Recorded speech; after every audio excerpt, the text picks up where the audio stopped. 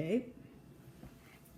Hello, well, here I am with my sister Trudy, and we're going to do a little informational interview for you today.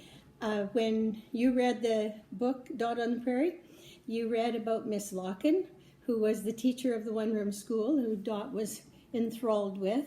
Well, I have my very own Miss Locken, and I even attended Trudy's one-room school for a while myself, and so we're just going to talk about that a bit, that experience that happened a long time ago, probably 1958, maybe? 58, 59. Okay. So do you want to tell a little bit about how you got that job at your one-room school?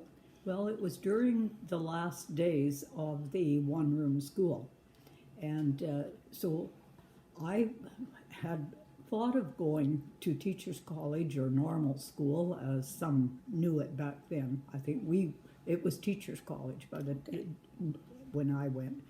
And my dad had been all prepared to sell cattle and put me through, and that was his dream. But I did not go that year. I had some plans of my own, sort of thing.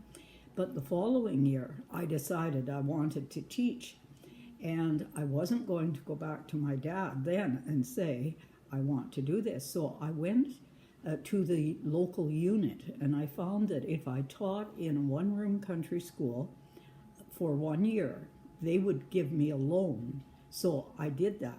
I signed up to do it, and when I had my teaching certificate, I went to the unit and found a few schools that I could choose from.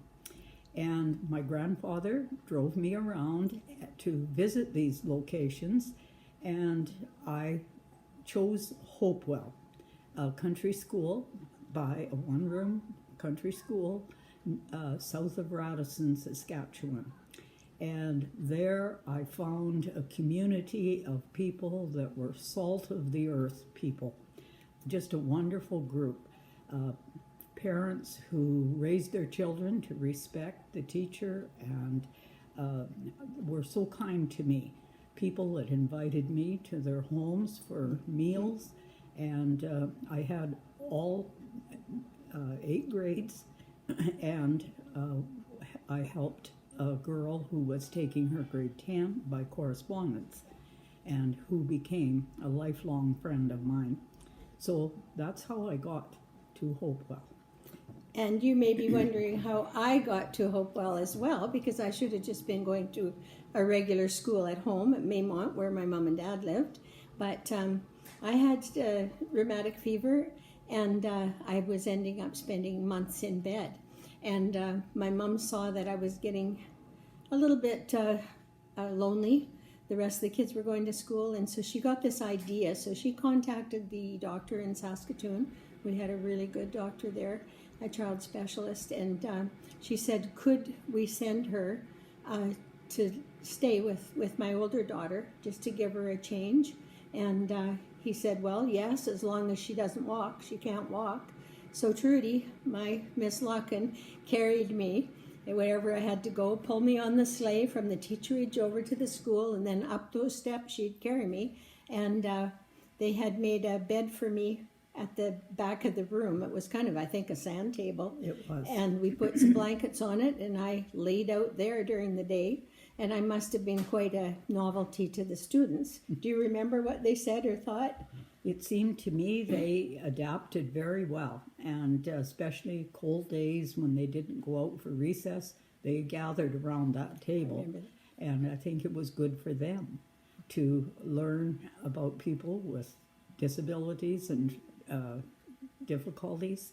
And did you not promise the school board that if I could come, you wouldn't spend any time helping me? That would happen after school. I believe that's true, yes. Yeah. So I was right back there by the phone in the back of the room, and I had my own little box of goodies, my pencils and my correspondence, because I was doing grade 7 by correspondence, and she would help me after in the evenings. Yeah, in the evenings.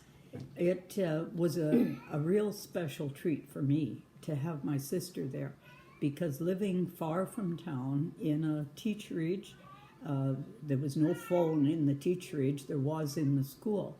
But I looked forward to the week that Charlotte would be with me.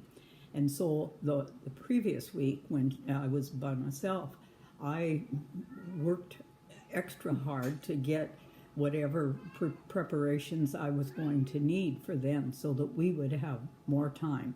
And we not only did schoolwork in the evenings, but we had fun.